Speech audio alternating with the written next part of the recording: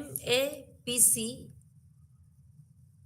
1111 એટલે કે સાયકોપેથોલોજી, જેને આપણે ચિકિત્સાત્મક મનોવિજ્ઞાન તરીકે પણ ઓળખીએ છીએ.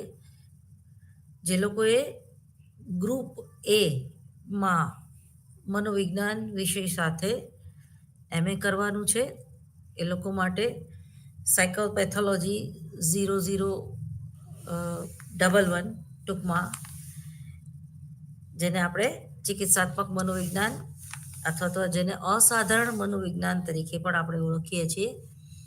ઓલરેડી મારા 3 લેક્ચર તમે ભણી ચૂક્યા છો, જેમાં આપણે શરૂઆત કરી સાયકોપેથોલોજી શા માટે ભણવું જોઈએ, એનો વ્યવહારુ ઉપયોગ શું છે, એની સાથે સાથે અસાધારણ વર્તન કોને કહેવાય, સાધારણ અને અસાધારણ વર્તન અંગેના જે ખ્યાલો છે આપણા માઇન્ડમાં, એ ક્યાં એમાં ડિફરન્સ આવે છે, તેમજ એની ઐતિહાસિક ભૂમિકા શું છે, એનો ઇતિહાસ શું કહે છે, સાથે સાથે સમકાલીન સમસ્યાઓ શું છે, આ સબ્જેક્ટ વિશે જ્ઞાન મેળવવાની અને એનો વ્યવહારુ ઉપયોગ કઈ રીતે કરવો, એ એક જેને કહેવાય કે એક ચેલેન્જ છે, કારણ કે એનો દુરુપયોગ પણ ઘણીવાર થતો હોય છે.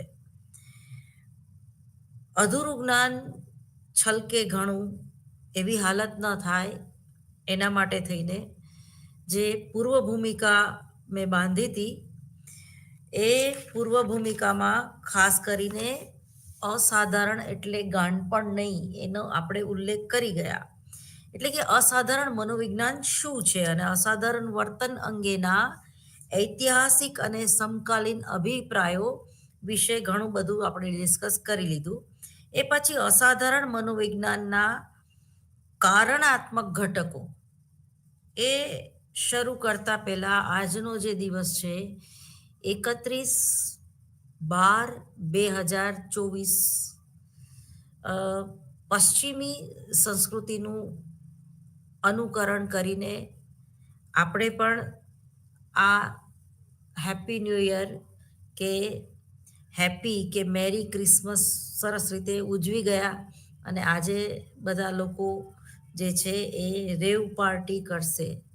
આજે ગુજરાતનું ગાંધી પશ્ચિમી સંસ્કૃતિનું અનુકરણ કરીને, આંધળું અનુકરણ કરીને, જ્યારે આ પ્રકારની પાર્ટી તરફ આપણે જઈ રહ્યા છો, આપણો યુવાન વર્ગ જેને કહેવાય કે એક આંધળી દોટ મૂકી રહ્યો છે સમજ્યા વગર, એ પણ ક્યારેક એબનોર્માલિટીને નોતરે છે.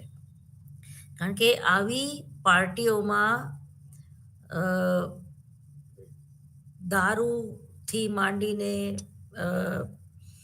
હેરોઈન કે જે ન કરી શકાય અથવા ન કરવા જોઈએ, અથવા તો જેના ઉપર બેન્ડ છે, એવા અનેક મદ્યપાન આજે યુવાનો જે છે એ બેફામ બનીને કરશે, એ વાતનું આપણને દુઃખ છે. અત્યારે એનો ઉલ્લેખ એટલે કરી રહી છું કે ક્યાંક ને ક્યાંક સાયકોપેથોલોજી એટલે કે મદ્યપાનની જે વિકૃતિઓ છે, આ પ્રકારની જ્યારે તમને આદત પડી જાય છે ગાંજો લેવાની, ચરસ લેવાની, અફીણ લેવાની, તમાકુ ખાવાની, સિગરેટ પીવાની, અથવા તો દારૂ કે કોઈ પણ આ પ્રકારનું વ્યસન કે જે માદક દ્રવ્યો તરીકે ઓળખાય છે, તો આજે ગુજરાતમાં બેન્ડ હોવા છતાં પણ ખુલ્લેઆમ ચારે તરફ ઉડતા પંજાબની જેમ ઉડતા ગુજરાતની પણ એ હાલત છે.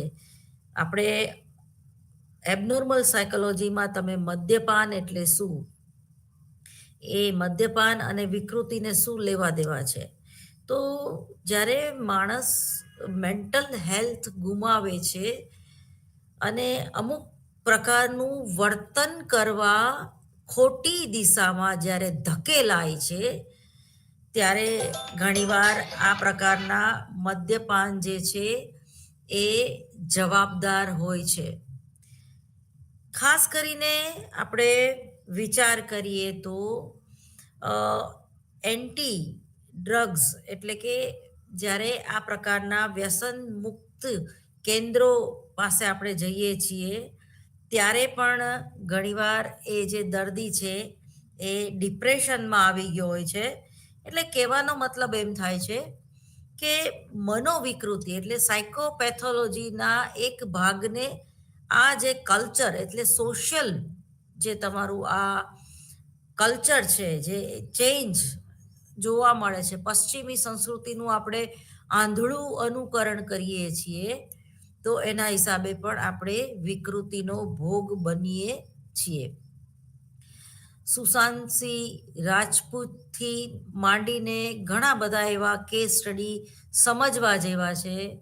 એમાં સાયકોલોજીના એક વિદ્યાર્થી તરીકે હું તમને ફરજ પાડું છું કે એવા કેસ સ્ટડી તમે જુઓ કે ડ્રગ્સના રવાડે ચડેલા લોકો પણ ઘણીવાર આપઘાત કરતા હોય છે. સારા સારા આર્ટિસ્ટો, કારણ કે કલાકાર હોય છે બેઝિકલી લાગણીશીલ વધારે હોય છે અને ઘણીવાર ઇમોશનલી ફૂલ પણ હોય છે. તો એના કારણે થઈને પણ આપઘાતનું પ્રમાણ દિવસે ને દિવસે વધતું જાય છે. આજે આપણે જ્યારે સોશિયલ મીડિયામાં જ એક્ટિવ રહેતા હોઈએ અને બાજુના પાડોશીને આપણે ઓળખતા ન હોય અથવા એનું નામ ખબર ન હોય અથવા તો એ કઈ સમસ્યામાંથી પસાર થઈ રહ્યો છે એની પણ આપણને કંઈ જ ખબર ન હોય એવા આપણે એક યુગમાં જીવી રહ્યા છીએ જેને વસમો યુગ કહેવાય. આજે કાલથી 2025ની શરૂઆત થાય છે ત્યારે આપણે એકબીજાને વિશ કરીએ. એમાં પણ વિશ કરતા અને તમારામાં જે વોટ્સએપ કે સોશિયલ મીડિયાના કોઈ પણ જે ગ્રુપ છે એમાં પણ મેસેજ જોતા પણ આજે સાયબર ક્રાઇમની આપણને બીક લાગે છે. આજે એટીએમનું કાર્ડ ખોવાઈ જતાં પણ આપણને બીક લાગે છે. કહેવાનો મતલબ એમ છે કે જ્યારે ચારે તરફ ભય અને બીકનો માહોલ હોય ત્યારે પણ વ્યક્તિના વર્તનમાં એબનોર્માલિટી જોવા મળે છે. આજે કોઈને 1 મિનિટ પણ ઊભું રહેવાનો ટાઈમ નથી.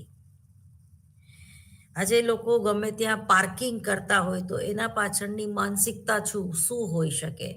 અને વારંવાર એકને એક ભૂલ તમે કરો, એકવાર એક્સિડન્ટ થાય, 2 વાર થાય, 3 વાર થાય,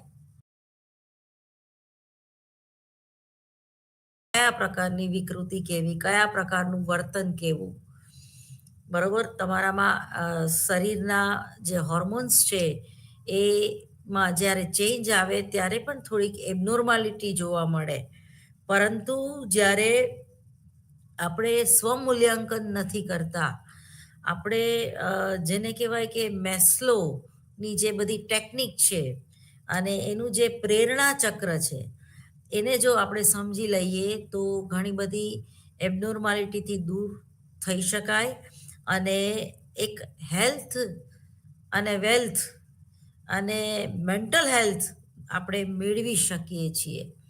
તો જે મનોવિજ્ઞાન વિષયની વ્યવહારુ શાખા છે એમાંની ખૂબ જ અગત્યની એવી આ વ્યવહારુ શાખા છે ચિકિત્સાત્મક મનોવિજ્ઞાન, જેને સાયકોપેથોલોજી તરીકે પણ આપણે ઓળખાવીએ છીએ. તો ચિકિત્સાત્મક મૂલ્યાંકન કઈ રીતે કરવું, એ જ રીતે મનોભાર અને સમાયોજન. તો સમાયોજનની પણ એક સમસ્યા દિવસે ને દિવસે વધતી જાય છે.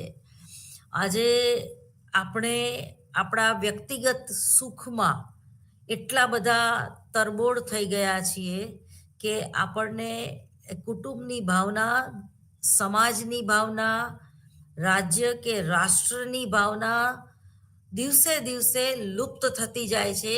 અથવા તો સોશિયલ મીડિયામાં જ તમને એવું લાગે કે ના ના, હું ભારતીય છું અથવા તો હું ગુજરાતી છું. આજે કોઈ પણ તહેવાર આવે કે નવું વરસ આવે તો આપણે નાનામાં નાની રસોઈ કે ચકરી બનાવી કે પૂરી બનાવી કે લાડવા બનાવવા કે ગરમ ગરમ ભજીયા તો એ પણ આપણે બહાર શોધીએ છીએ, આપણે હોટલો શોધીએ છીએ, આપણે રેસ્ટોરન્ટ શોધીએ છીએ, આપણે રસોઈયાઓ શોધીએ છીએ. આપણે સુખ શેમાં છે, હેપીનેસ શેમાં છે એ ભૂલતા જઈએ છીએ. સરસ મજાના લાડવા બનાવવાની પણ મજા આવે, સરસ મજાનો લોટ બાંધવાની પણ મજા આવે, ચકરી તળવાની પણ મજા આવે. અને એમાં જે એક વાતો કરતા કરતા કે ગાયત્રી મંત્ર બોલતા બોલતા કે એક સરસ મજાનું સુનિયોજિત જે કુટુંબના સભ્યો કે દેરાણી જેઠાણી કે નણંદ ભાભી સરસ મજાની સાથે બનાવીને જે રસોઈ કરતા, એ વસ્તુ આજે લુપ્ત થતી જાય છે, ભૂલાતી જાય છે અને ભૂસાતી જાય છે. આજે ગુજરાતી ભાષાનું મમત્વ કે મહત્વ નથી રહ્યું. આજે પાકિસ્તાનની હાલત એ છે કે પાકિસ્તાનમાં રહેતા ગુજરાતીઓને ગુજરાતી લખતા નથી આવડતું. ક્યાંક આપણી પણ હાલત આવી ન થાય. જ્યારે આપણે આપણા ડીએનએ કરતાં કંઈક જુદા વર્તન કરીએ છીએ અથવા તો અલગ પડી જઈએ છીએ ત્યારે એબનોર્માલિટી આવે ને આવે જ. જ્યારે આપણે આપણું કલ્ચર, આપણી સંસ્કૃતિ, આપણા રીતિ રિવાજો કે આપણા ઘરના સભ્યોની લાગણી, માગણી અને હૂંફ એ બધું જ જ્યારે ગુમાવતા જઈએ છીએ તો એના હિસાબે પણ નાની નાની વાતમાં એબનોર્માલિટી જોવા મળે છે. જેમ કે ચીડિયાપણું, વારંવાર ચીડાઈ જવું, રોજ સવારે ઉઠીને કકળાટ કરવો, 6:30 વાગે બાળકોને જે માતા ઉઠાડે અને એ જે પછી હો હો અને દેકારો આખા ફ્લેટમાં થાય તો એ કઈ પ્રકારની માનસિકતા. રાત્રે 11 વાગ્યા સુધી તમારે અમદાવાદની કોઈ પણ લારીથી માંડીને મોટી રેસ્ટોરન્ટમાં તમારા બાળકને ગંદી તેલવાળું કે પીઝા ખવડાવો. તમે 11 વાગે એને તમે સુવાડો અને સવારે એ 6 વાગે બાળક ઉઠી જાય અને સરસ મજાનું નાહી ધોઈને એ કોઈ ઇન્ટરનેશનલ સ્કૂલમાં ભણવા માટે જાય, એવી તમે અપેક્ષા રાખો છો તો એ ગાંડપણ જ છે, એ એબનોર્માલિટી જ છે. તમે પોતે 9 વાગે સૂઈ જાઓ, તમારા બાળકને 9 વાગે સુવાડી દો, તમે પોતે 5 વાગે ઉઠો, તમારું બાળક 6 વાગે ઉઠે તો પણ ફ્રેશ હોય, શાંતિથી એક જ ટેબલ ઉપર જ્યારે તમે નાસ્તો કરો, ફાધર કંઈક ન્યૂઝપેપર વાંચતા હોય, મમ્મી કંઈક નાસ્તો ગરમ ગરમ બનાવતી હોય, બાળક પોતાનું દફતર કે ટાઈમ ટેબલ પ્રમાણે તૈયાર કરતો હોય અને સરસ મજાના ગાયત્રી મંત્રના જાપ સાથે સવાર પડે તો એ શાંતિ કંઈક અલગ હોય છે. પરંતુ જ્યારે તમે તમારા બાળકને લાફો મારીને ઉઠાડો, માંડ હજી 11 વાગે સૂતું હોય ત્યાં તમે એને 6 વાગે ઉઠાડી દો, સરખું નવડાવ્યું ન નવડાવ્યું અને જંક ફૂડ તમે આપી દો, વેફરનું એક પેકેટ બાળકને ખાવા માટે, અને એ બાળક આગળથી તમે અપેક્ષા રાખો કે એ એન્જિનિયર કે ડૉક્ટર બને. અરે સારો માણસ પણ નહીં બને, કારણ કે આપણે આપણું ડીએનએ પ્રમાણે વર્તન કરતા નથી. ડીએનએ એટલે આપણી સંસ્કૃતિ, આપણી ભારતીય સભ્યતા, આપણી ભારતીય જે આપણે પશ્ચિમી સંસ્કૃતિનું ડિસિપ્લિન તમે શીખો ને, એ લોકોની આગળ કેટલું ડિસિપ્લિન છે. અને અમુક એવા દેશ પણ છે કે જે આજે એટલે કે આ 31/12/2024 એટલે કે એ લોકોનું ન્યૂ યર છે, તો એ ન્યૂ યર એ લોકો મૌન, ઓછામાં ઓછું બોલીને એ લોકો વ્હીકલ પણ બહાર નહીં કાઢે, એ લોકો ઘરમાં રહેશે અને ઘરના સભ્યોને, પોતાના માતા પિતાને, પોતાના બાળકોને, અથવા તો પતિ પોતાના પતિને, અથવા પતિ પોતાની પત્નીને ટાઈમ આપે છે, ટાઈમ સ્પેન્ડ કરે છે. રજા હોય છે, પણ રજા હોય એટલે બહાર નીકળી પડવું. અત્યારે અડધું અમદાવાદ આબુ હશે, જે ઘણીવાર તમને લાગે કે આ લાલ દરવાજા જેવું જ છે ને આબુ, આમાં શું ફેર છે, આબુ આવવાથી શું ખબર નહીં, લોકોને મળી જાય છે. પણ ટૂંકમાં આ પ્રકારની એબનોર્માલિટી આજે આપણને ખબર નથી કે આને એબનોર્માલિટી કહેવાય, કારણ કે આપણે હવે એનેથી પણ યુઝ ટુ થઈ ગયા છીએ. જેમ ચોરી કરવી એ તો બહુ નોર્મલ છે, ચોરી તો થાય જ ને, હવે ચોરી તો થાય જ છે, એમાં શું. ભ્રષ્ટાચાર તો થાય જ ને, અથવા પોલિટિક્સ તો કે પોલિટિક્સ તો સારું જ નથી ને. તો આ વસ્તુ આપણે યુઝ ટુ, આ એકને આપણે એને નોર્મલ સમજીએ છીએ કે પોલિટિક્સમાં હોય એ લોકો તો ભ્રષ્ટાચારી જ હોય ને, એમાં તમે શું નવા ન્યૂઝ આપ્યા. તો આ છે એ એબનોર્માલિટી છે. એબનોર્માલિટી એટલે ડિપ્રેશન નહીં, એબનોર્માલિટી એટલે ગાંડપણ નહીં, પણ આપણે એક આવા બીક, ભય અને વિષ ચક્ર વાળા વાતાવરણમાં સતત જીવીએ છીએ. એટલે આપણી ઓરા ડિસ્ટર્બ થાય છે, આપણી પોઝિટિવિટી જે છે એ ગાયબ થાય છે. જે રીતે રોજ આપણે આપણો મોબાઈલ ચાર્જ કરવો પડે છે, એ રીતે આપણે આપણા 7 ચક્રો ચાર્જ કરવા પડે, જેના માટે આપણને ટાઈમ નથી. આપણને મંદિર, આપણે આપણી અનુકૂળતાએ જઈએ છીએ. મંદિર ન જાઓ તો કંઈ નહીં, ઘરમાં ખાલી એક દીવો કરો. દીવો એ પ્રકાશનું પ્રતીક છે, વિકાસનું પ્રતીક છે. પણ ના, એ પેલા ફટાફટ રસોઈ બનાવી નાખી, દાળ ભાત શાક રોટલી, ગંધારા, રાત્રે તમે જે પરસેથી રેબઝેબ હોય અને ગંદુ ગાઉન, રાત્રે જે પહેરેલું ગાઉન હોય, દિવસે હળદર ને મીઠું વાળું હોય, અને પાછું બીજે દિવસે રાત્રે પહેરવાનું. આપણે રાતનો ઓછાડ પણ અલગ રાખવો જોઈએ. રાતના કપડાં સવારે પહેલા ઉઠીને કપડાં ચેન્જ કરવા જોઈએ આપણે, અને સૌથી પહેલા તો બ્રશ કરીને નાહવા જવું જોઈએ. પણ એ આપણી ટૂંકમાં આપણી સંસ્કૃતિ શું છે તમને મને ખબર જ છે. તો એ પ્રમાણે જ્યારે આપણે વર્તન કરતા નથી, ત્યારે આપણી મેન્ટલ હેલ્થ અને ફિઝિકલ હેલ્થ બે જોખમાય છે. આપણે માનસિક સ્વાસ્થ્ય ગુમાવતા જઈએ છીએ. માનસિક સ્વાસ્થ્ય ટકાવી રાખવાના પ્રયત્નો, વ્યાયામથી માંડીને શુદ્ધ ભોજન, આહાર વિહાર અને વિચાર, આમાં શુદ્ધતા રહી નથી. આપણે ગોલ્ડ અમૂલનું દૂધ પીને એવું માનીએ છીએ કે અમે બહુ સરસ લાઈફસ્ટાઈલ કે સરસ ખાવા પીવાના અમે વ્યવસ્થિત ચરી પાડીએ છીએ. ના,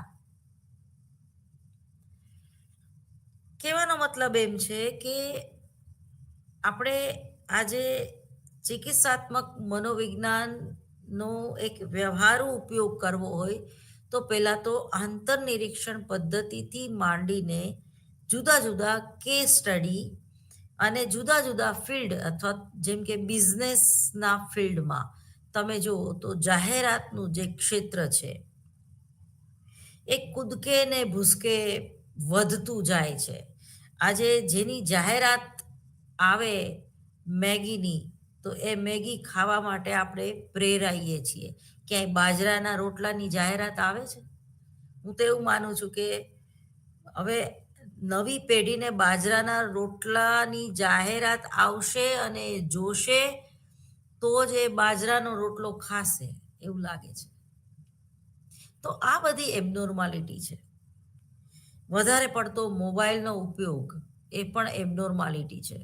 વધારે પડતા કોઈને SMS કરે રાખવા, એના એટલે સતત તમે તમારું માઇન્ડ જે છે એ તમારા હસબન્ડ સાથે કનેક્ટ રહે છે, એ તમારું માઇન્ડ છે એ તમારા બિઝનેસ સાથે કનેક્ટ રહે છે. તમે તમારી પોતાની જાતને સમય આપતા નથી. શાંતિથી તમે 1 કલાક પલોઠી વાળીને તમારા સોફા ઉપર કે તમારા ભગવાનના આસનની સામે તમે બેસી શકતા નથી. તમે દાળ શાકનો વઘાર કરો ત્યારે કંઈક સારું વિચારી શકતા નથી. ત્યારે તે એક હાથમાં તમારે મોબાઈલ હોય છે, એક હાથમાં તમારે રોટલીનો લોટ અથવા તો મોબાઈલ ચાલુ મોબાઈલે તમે કોઈની હારે વિડીયો કોલ ઉપર વાત કરતા હોય છે અને પછી એમાં જો તમે તમારા પતિ સાથે ઉશ્કેરાઈ જાઓ કે તમારી પત્ની સાથે ઉશ્કેરાઈ જાઓ તો ઓફિસમાં તમે તમારા ક્લાર્ક ઉપર ગુસ્સો ઠાલવો અને અહીંયા રસોઈમાં 2 વાર મીઠું નાખી દો. આ પરિસ્થિતિ છે. તો આને કહેવાય એબનોર્માલિટી. અહીંયા જે આપણે ટોપિક ભણવાના છે એ ખાસ કરીને મનોભાર સમાયોજનની જુદી જુદી વિકૃતિઓ, ભય, ચિંતા અને તેની વિકૃતિઓ, મનોદશાની વિકૃતિઓ અને આત્મહત્યા. લોકો શા માટે આત્મહત્યા કરે છે?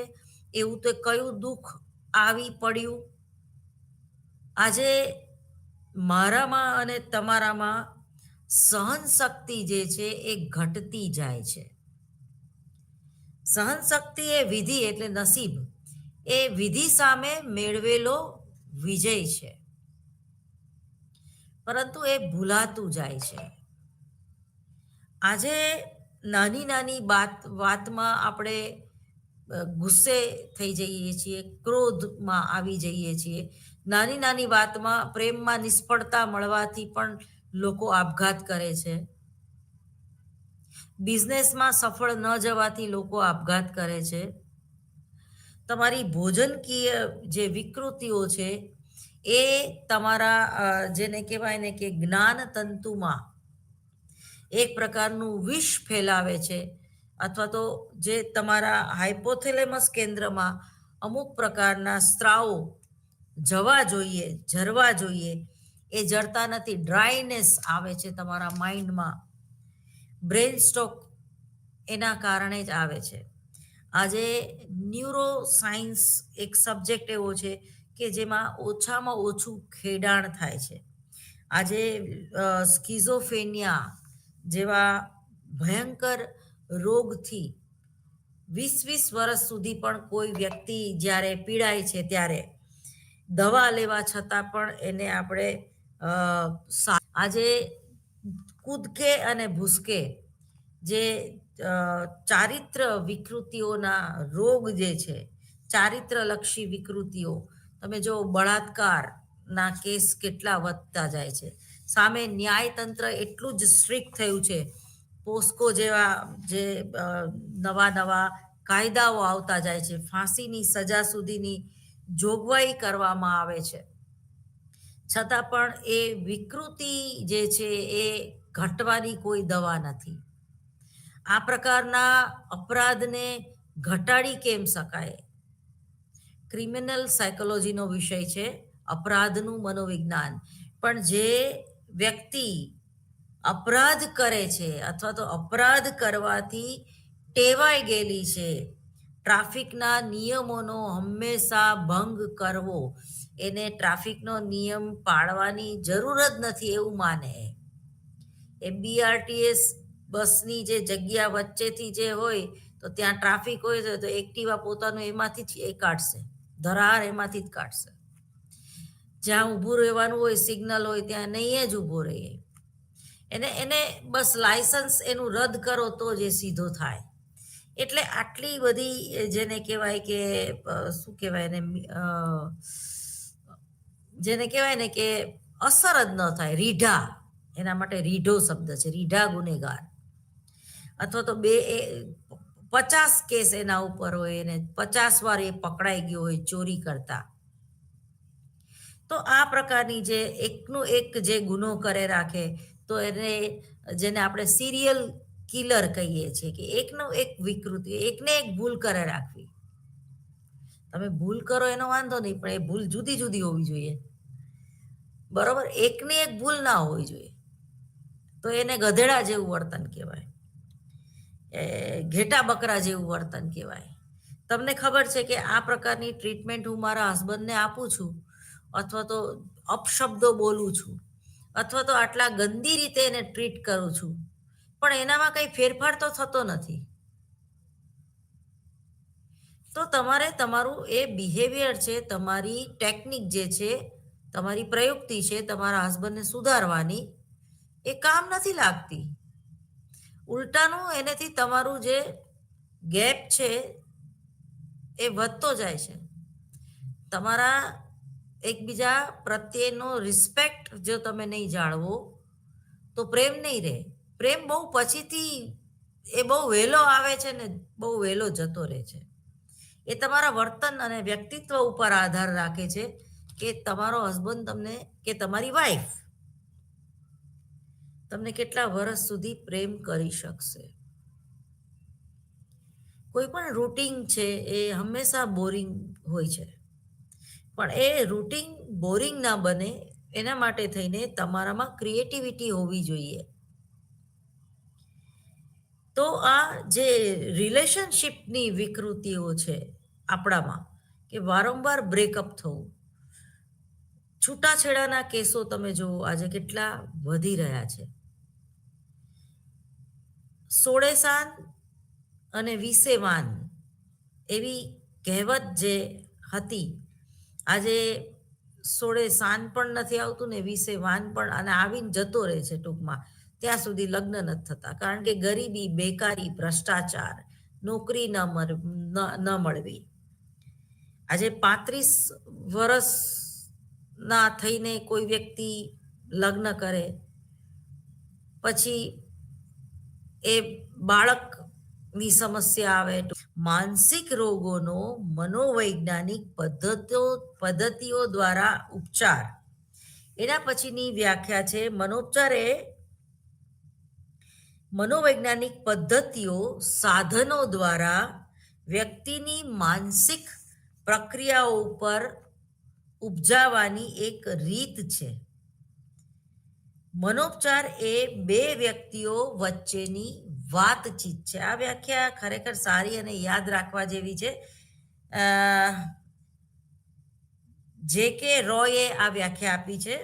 મનોપચાર એ બે વ્યક્તિઓ વચ્ચેની વાતચીત છે જેમાં એક પક્ષે દર્દી હોય છે જે કેટલીક માત્રામાં આવેગાત્મક ખલેલથી પીડાય છે, અને બીજા પક્ષે ધંધાદારી તાલીમબદ્ધ મનોપચારક હોય છે કે જે આવી પરિસ્થિતિને સુધારવા મદદરૂપ બને છે. એટલે એક અસીલ હોય છે અને એક મનોપચારક હોય છે. એના પછીની રોટર નામના સાયકોલોજિસ્ટે વ્યાખ્યા આપી, મનોપચાર એ મનોવૈજ્ઞાનિકોની આયોજિત પ્રવૃત્તિ છે જેનો હેતુ વ્યક્તિઓના ફેરફારોને પૂર્ણ કરવાનો છે.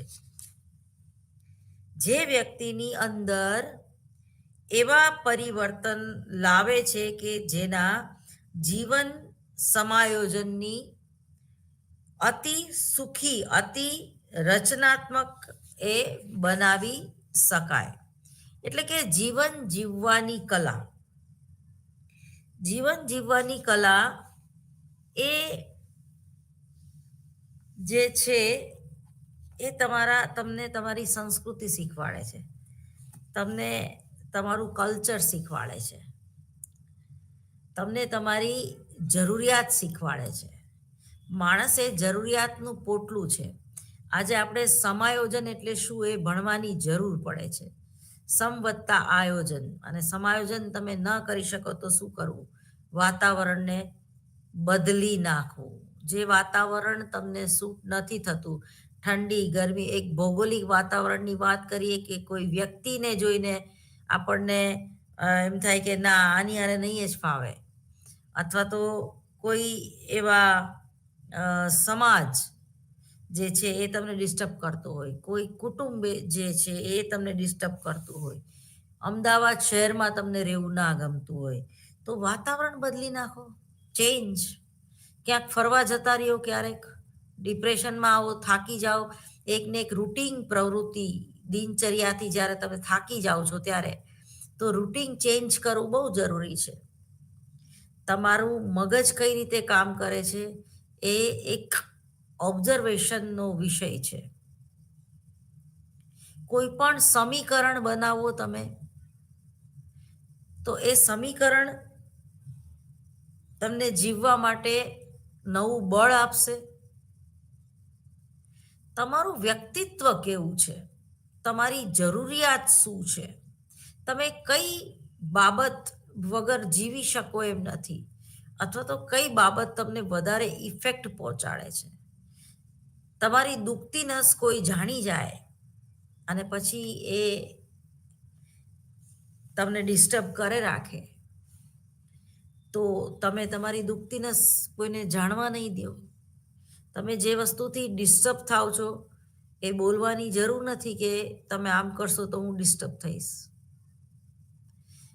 અથવા તો તમે ગામના ગરણે કોઈને આપણે જેને કંઈ કે મોઢા એને ચૂપ ના કરી શકીએ કોઈને, ત્યાંથી નીકળી જાઓ. જે વસ્તુ તમને ડિસ્ટર્બ કરે છે, જે વાત તમારી ઓરાને ડિસ્ટર્બ કરે છે, તમારું માઇન્ડ, તમારું મગજ જે પરિસ્થિતિથી બગડે છે, એ પરિસ્થિતિનું નિર્માણ થાય એ પહેલાં જ ત્યાંથી ખસી જાઓ. તમને ખબર હોય કે આ જે પાડોશી છે એને પંચાયત કરવાની બહુ ટેવ છે, પણ એ પંચાયતથી તમારું મગજ બગડે છે, તમારું એક જેને કહેવાય કે એક ખોટું કર્મ થઈ રહ્યું છે એવો તમને ખ્યાલ આવે, તો એ વ્યક્તિની સાથે બેસવાનું ઓછું કરી દો. જેની સાથે તમને આનંદ આવે, જેની આગળથી કંઈક શીખવા મળે, જેની વાત જે છે એ કંઈક નવું આપે, તો એવી વ્યક્તિ, એવા પુસ્તકો, એવું નોલેજ તમે મેળવો, જેથી કરીને જે ગેરસમજ છે એ દૂર થાય. ટૂંકમાં જીવન જીવવાની પદ્ધતિ જે છે એ જો આપણે શીખી જઈએ તો માનસિક સ્વાસ્થ્ય જે છે એ આપણે સુધારી શકીએ. ઉપયુક્ત વ્યાખ્યાઓ પરથી આ પ્રક્રિયા સામે પક્ષે અસીલ જે વાર્તનિક, મનોવૈજ્ઞાનિક, સામાજિક, આવેગાત્મક ખલેલ અને માનસિક રોગો જેવી સમસ્યા ધરાવતી હોય છે, અને બીજા પક્ષે ઉપચાર તરીકે મનોવૈજ્ઞાનિક પદ્ધતિઓ અને ટેકનિકો, થેરાપિસ્ટ વગેરેનું જ્ઞાન ધરાવતા મનોચિકિત્સકો, ચિકિત્સાત્મક મનોવૈજ્ઞાનિકો અને ચિકિત્સા સામાજિક કાર્યકરો હોય છે, જેમાં અસીલ, ઉપચારક અને અસીલ અને ઉપચારક વચ્ચેની જે આંતરક્રિયા છે એ મહત્વની હોય છે. સમૂહ જૂથ મનોપચારની ઐતિહાસિક ભૂમિકા, જેના વિશે આપણે ઓલરેડી વાત કરી ગયા છીએ. ઉપચારની પ્રક્રિયામાં જૂથનું સંગઠન, જૂથની મર્યાદાઓ, સમૂહ જૂથ મનોપચારની ભૂમિકાઓ વગેરે વિશે વાત આપણે કરી ગયા. એમાં અસ્તિત્વવાદી ઘટના વિશે વાત કરી ગયા આપણે, અને સામૂહિક ઉપચારના જે મુખ્ય પ્રકારો છે એ કૌટુંબિક ઉપચાર અને વૈવાહિક કે યુગલ મનોપચાર. જેમાં કૌટુંબિક મનોપચાર એક પ્રકારના જૂથ મનોપચાર છે, જેને ગ્રુપ થેરાપી કહેવામાં આવે છે, જેમાં જૂથના સભ્યો અપરિચિત ન હોય અને તેઓ એક જ કુટુંબના સભ્યો હોય છે. કદાચ કૌટુંબિક મનોપચાર પ્રારંભ એનો 1950ના દાયકામાં થયો હતો, પરંતુ તેની લોકપ્રિયતા હાલના 20 વર્ષમાં જ વધી. મનોપચારની શરૂઆત ત્યારથી થઈ જ્યારે માનસિક પ્રક્રિયાઓના ઘણા રોગોનો ઉપચાર વ્યક્તિગત રીતે કરવાથી તે સાજા થઈ જાય છે. પરંતુ જ્યારે મનોચાર કુટુંબમાં પાછા સ્થાપિત કરવાની તેના રોગોના જુદા જુદા લક્ષણો પાછા દેખાય છે. આનું મુખ્ય કારણ કુટુંબ અને અન્ય સભ્યો અસીલ સાથેના વ્યવહાર દોષયુક્ત હોય છે. આ પ્રકારથી જ ચિકિત્સાત્મક મનોવૈજ્ઞાનિકો આ વાત મહત્વની અને જ્યારે અસીલને કુસમાયોજન વ્યવહારુ લક્ષણો સંપૂર્ણ રીતે મૂળથી દૂર કરવાની જરૂર હોય છે. તેના પરિવારના સભ્યોનો પણ ઉપચાર કરવો જોઈએ. તો કૌટુંબિક મનોપચારના જે જુદા જુદા પ્રકારો છે એ થોડાક તમે વાંચી જજો, ખૂબ જ લેન્ધી છે. જે બુક્સ અવેલેબલ છે જ. તો આપણે આગળ જોઈએ તો ફ્રોઇડન થિયરી, ખાસ કરીને મનોવિશ્લેષણવાદ. તો મનોવિશ્લેષણાત્મક ઉપચાર દ્વારા ઉપચાર કારણે કે અચેતનથી દમિત ઈચ્છાઓ, સંઘર્ષો તથા તકલીફને દૂર કરીને કરવામાં આવે છે. આથી તેનાથી જે ઉપચાર થાય છે તે વધુ સ્થાયી હોય છે અને દર્દીમાં ફરીથી તે જ રોગના લક્ષણોના ઉપચાર પછી ક્યારેક ફરીથી જોવા મળતા નથી. જો મનોવિશ્લેષણવાદ જે છે એ ન્યૂ ફ્રોઇડવાદીઓ અને ફ્રોઇડવાદીઓમાં થોડુંક અલગ, જેને કહેવાય કે જોવા મળે છે. એની ઉપયોગિતા આજે પણ જોવા મળે છે. તો મનોવિશ્લેષણવાદ જે ઉપચાર જે છે, તો એમાં મનોવિશ્લેષણાત્મક મનોપચાર એક ખૂબ જ જૂનામાં જૂનો મનોપચાર છે. આ મનોપચારનો ઉપયોગથી ચિકિત્સક બાળકના ભવિષ્ય અને વર્તમાન સમસ્યાઓને નહીં, પરંતુ ભૂતકાળની સમસ્યાઓ ઉપર ભાર દેવામાં આવે છે. ઈડ, ઈગો અને સુપર ઈગોની જ્યારે વાત કરીએ ત્યારે શરૂઆતમાં જે ફ્રોઇડ છે એ હિપ્નોટિઝમની થિયરીથી કોઈ પણ વ્યક્તિનો ઉપચાર કરતા હતા. દાખલા તરીકે ખેંચ કે તાણ આવી, એપિલેપ્સી જેને કહેવામાં આવે છે.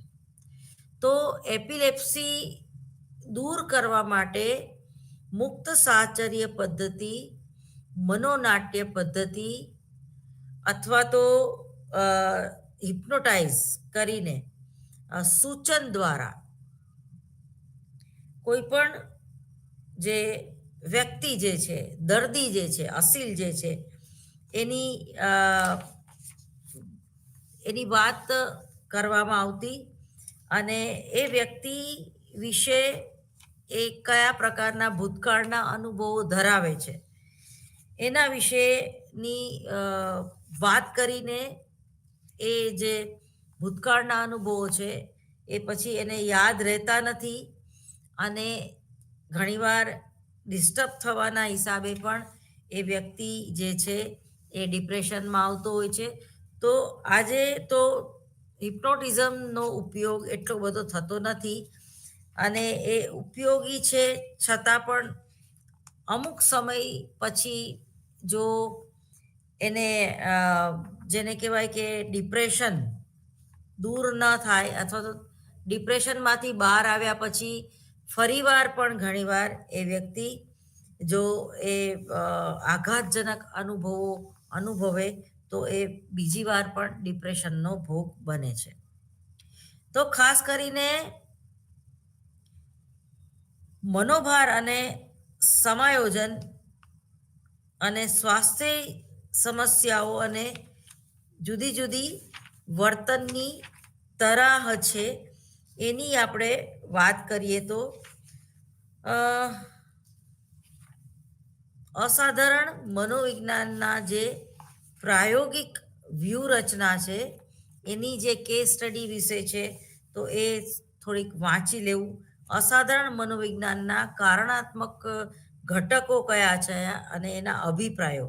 તો અસાધારણ વર્તન માટેના કારણો, જોખમરૂપ એના જે અભિપ્રાયો છે એમાં વ્યક્તિના કુસમાયોજન યુક્ત વર્તન માટે કયા કારણો જવાબદાર છે, આ પ્રશ્ન અસાધારણ મનોવિજ્ઞાનમાં ખૂબ જ મહત્વનો પ્રશ્ન છે. જો આપણને કારણ વિશેની સાચી સમજ પ્રાપ્ત થાય તો આપણે કુસમાયોજન વર્તનને અટકાવવા કે દૂર કરવાનો પ્રયત્ન કરી શકીએ. સાથે સાથે કારણની જાણકારી હોય તો આપણે માનસિક રોગોનું વર્ગીકરણ અને નિદાન પણ સારી રીતે કરી શકીએ છીએ. વાર્તનિક વિજ્ઞાનો એમાં ખાસ કરીને અસાધારણ મનોવિજ્ઞાનમાં કારણ અને પરિણામની ક્રમબદ્ધતા ઘણી ઓછી જોવા મળે છે. આનું કારણ એ છે કે આપણે ઘણા બધા કારણોને તપાસતા હોઈએ છીએ. સાથે સાથે કારણ અને પરિણામ અલગ અલગ તારવવામાં પણ ઘણી મુશ્કેલીઓ જોવા મળતી હોય છે. લગ્ન જીવનની સમસ્યાઓને લઈને પત્ની અને મનોપચારક પાસે આવે અને પતિની એવી ફરિયાદ છે કે તેની પત્ની અતિશય દારૂનું સેવન કરે છે, જ્યારે પત્નીની એવી ફરિયાદ હોય છે કે તેના પતિ પાસેથી તેને જોઈતો પ્રેમ, લાગણી, હૂંફ મળતી નથી. તો આ એક વર્તમાન સમસ્યા છે. એ ખૂબ એક સંવેદનશીલ જેને કહેવાય કે સમસ્યા છે કે પ્રેમ, લાગણી અને હૂંફનો અભાવ એના હિસાબે પણ લગ્ન જીવન જે છે એ તમારું દિવસે ને દિવસે બગડતું જતું હોય છે અને પતિ તરફથી પોતાને ત્યજી દેવાની લાગણી એ જે સ્ત્રી છે એ અનુભવતી હોય છે અને તે દારૂનું સેવન કરતો પતિ જે છે એ પણ ઘણીવાર છૂટાછેડા સુધીની વાત એમાં કારણભૂત બનતી હોય છે. તો દારૂ પીવો એ ટૂંકમાં કોઈ પણ વ્યક્તિ જે છે એની ફરિયાદ એ બરોબર જ હોય છે, પરંતુ એ દારૂ શા માટે પીવે છે એ જાણવું એ મનોપચારનું કામ છે. મનોભારનું જે મોડલ છે તો એ માનસિક રોગોના વિકાસ માટેના મનોવલણ જે એનો જે ડાયગ્નોસિસ કરવાનું હોય છે, જેમાં જૈવિક, મનોસામાજિક, સાંસ્કૃતિક કારણ પણ હોઈ શકે. વર્તમાન વર્ગમાં સદાય રૂપ થનાર એટલે કે રક્ષણ આપનાર ઘટકો તરફ ધ્યાન દોરવું છે. બાળપણમાં અગત્યનું સદાયરૂપ ઘટક એ કૌટુંબિક વાતાવરણ છે, જેમાં માતા કે પિતા કે બેમાંથી કોઈ એક બાળકને હૂંફ ટેકો આપવાનું હોય એ ખૂબ જરૂરી છે. આને કારણે માતા પિતા અને બાળક વચ્ચે સારા સંબંધો જોવા મળતા હોય છે.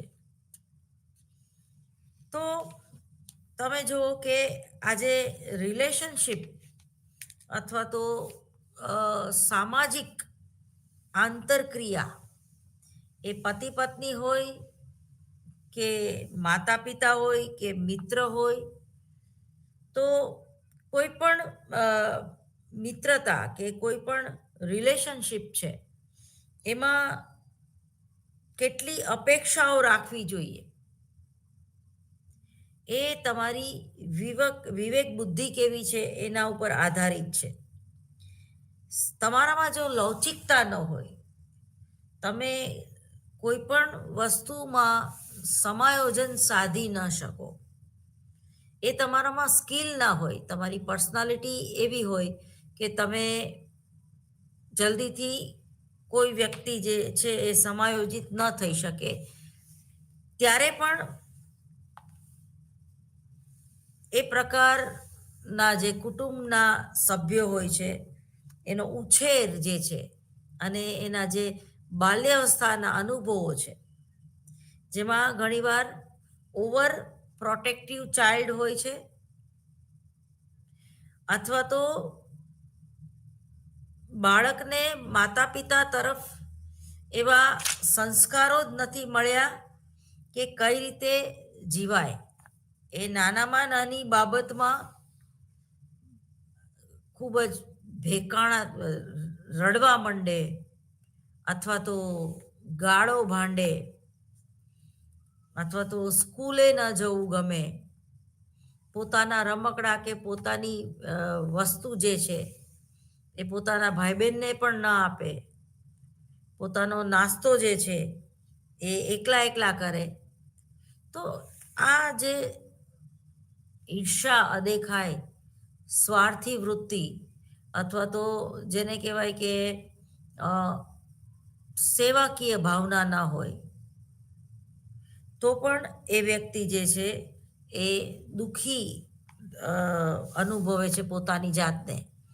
એને નાની નાની વાતમાં મિત્રોની કે એના જે ભાઈ બહેનો હોય, અથવા તો પાડોશી હોય કે પોતાના મિત્રો હોય, તો પણ એને ઈર્ષા આવે છે.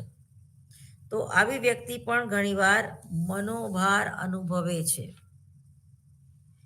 તો જૈવિક વિચારધારાઓની આપણે વાત કરીએ તો અસામાન્ય વ્યવહારની વ્યાખ્યા જીવ અને દેહની પ્રક્રિયાઓના રૂપમાં જોવા મળે છે. આને ક્યારેક ક્યારેક મેડિકલ મોડેલ અથવા તો રોગ મોડેલ પણ કહેવામાં આવે છે. વિરોધાભાસથી અસામાન્ય વ્યવહારની બે રીતે વ્યાખ્યા કરી શકાય. પહેલા સ્વર પર આ મોડેલના અનુરૂપ અસામાન્ય વ્યવહારને કેન્દ્રિત તંત્રિકા રોગ તરીકે ઓળખવામાં આવે છે. તે કયા અથવા તો જન્મજાત હોય, અથવા તો કોઈ પણ પ્રકારના મસ્તિષ્ક વિકાસથી ઉત્પન્ન થયેલા હોય. આ સ્તર ઉપર કોઈ પણ પ્રકારના મનોવૈજ્ઞાનિક કે મનોસામાજિક વાતાવરણની ભૂમિકાનું કોઈ મહત્વ હોતું નથી. જો વારસો પણ ઘણીવાર એબનોર્માલિટી તરફ એક પ્રકારનું જેને કહેવાય કે એક સમસ્યા છે. તો વર્તન વારસો કે મગજમાં જૈવિક કે રાસાયણિક અસમતુલા, ખાસ કરીને ફિઝિયોલોજીકલ સાયકોલોજીનો આપણે વિચાર કરીએ તો આ અભિગમમાં એવો વ્યવહાર જોવા મળે છે કે જે મુખ્ય વારસાને આધારિત હોય છે. ગાનપણ પણ ઘણીવાર વારસા આધારિત હોય છે. માણસના શરીર અને મનમાં જે કંઈ બાબતો બંધાયેલી છે તેમાં વારસો ખૂબ વધારે જવાબદાર અને નિમિત્ત જોવા મળે છે. જેમાં વારસામાં વર્તનમાં થતા એવા આંતરવૈયક્તિક આંતરનો અભ્યાસ કરવામાં આવે છે, જે અંશતઃ વારસાગત કારણોને લીધે થતો જોવા મળે છે. વ્યક્તિનો સંપૂર્ણ આનુવંશિક ઢાંચો તે જન્મતાની સાથે મળતા એટલે કે ગર્ભધાન સમયે મળેલા જનીન તત્વોને કારણે હોય છે, જેને જેનોટાઈપ કહેવામાં આવે છે, તથા વ્યક્તિના સંપૂર્ણ સંપાદિત ગુણોને ફેનોટાઈપ કહેવામાં આવે છે.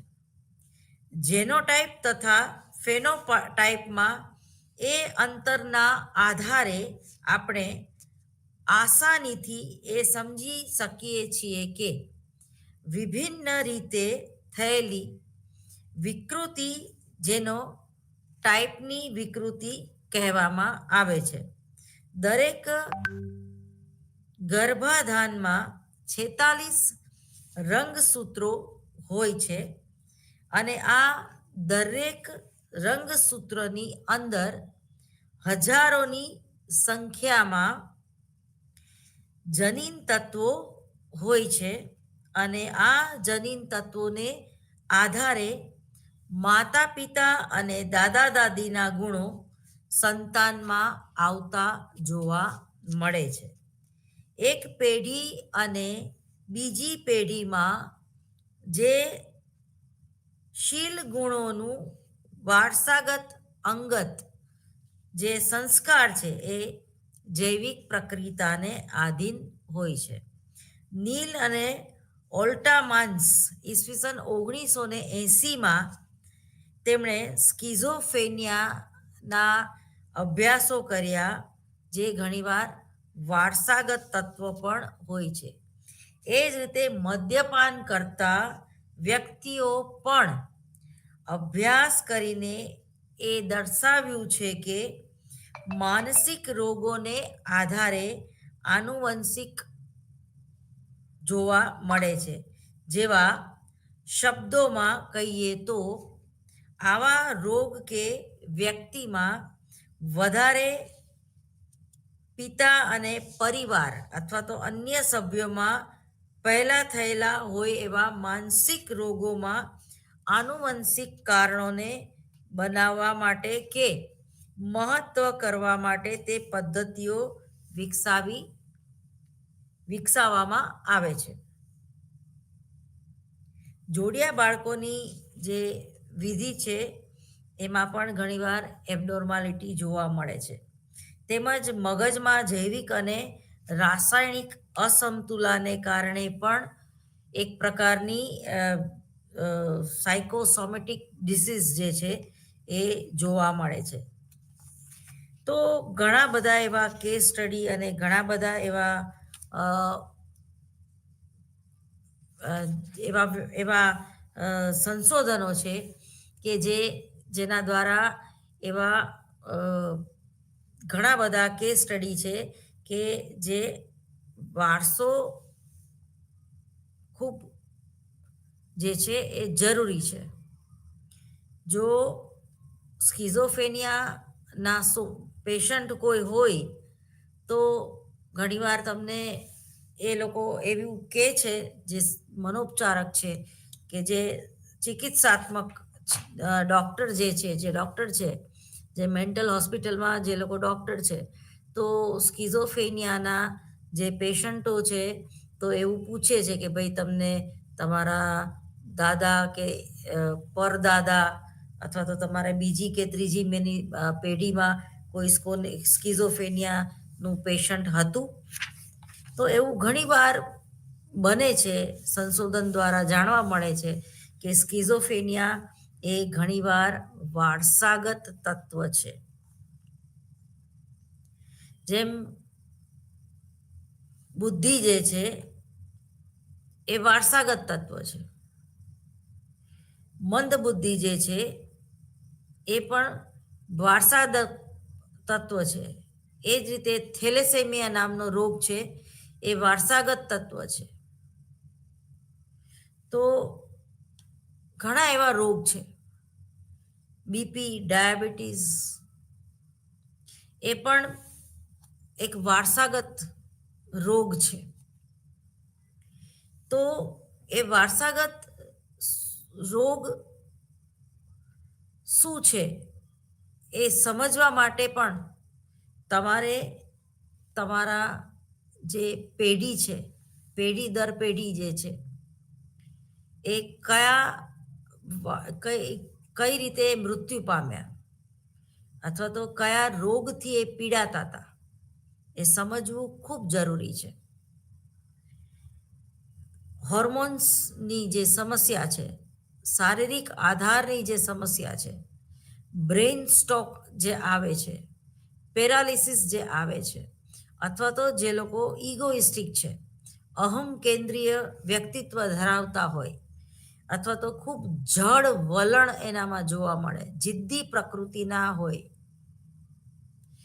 એમાં પણ માતા પિતાના જે કંઈ સંસ્કાર કે જે કંઈ વારસો જે છે એ ઘણીવાર જે છે એ ભાગ ભજવતા હોય છે. તો જ્યારે તમે આઈ ઓલવેઝ કેપિટલ એવું સાબુદ્દીન રાઠોડ હંમેશા કહે છે, તો જ્યારે તમે અભિમાન અથવા તો એ પ્રકારનો જીદ, એ પ્રકારનું જડ વલણ કે નિરાશા, હતાશા કે એક પ્રકારની જીદ, એ પણ જ્યારે તમારો બાળક જે છે એ વારસો મેળવે ત્યારે પણ એની એક અસર જોવા મળે છે. તો ચેતા પ્રવાહની જે અસમતુલા છે અથવા તો હોર્મોન્સ જે સ્ત્રાવ છે એની અસમતુલા, આનુવંશિક ભેદન અને શરીર બંધારણનું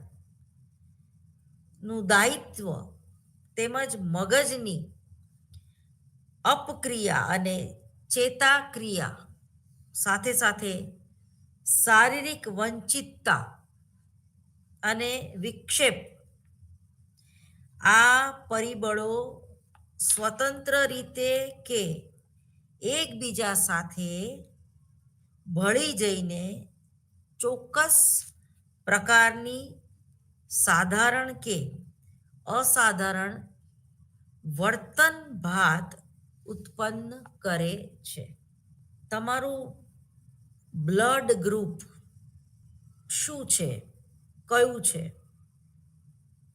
એ પણ સમજવું, જાણવું ખૂબ મહત્વનું છે. દાખલા તરીકે ઓ પોઝિટિવ એ સર્વદાતા છે. ઓ નેગેટિવ, જ્યારે કોઈ સ્ત્રી ધારણ કરે છે ત્યારે, અને જો એને ઓ નેગેટિવ ગ્રુપ હોય તો એના ઇન્જેક્શન લેવા પડે છે, કારણ કે એ જોખમકારક છે. Time is over. વધુ આવતા લેક્ચરે.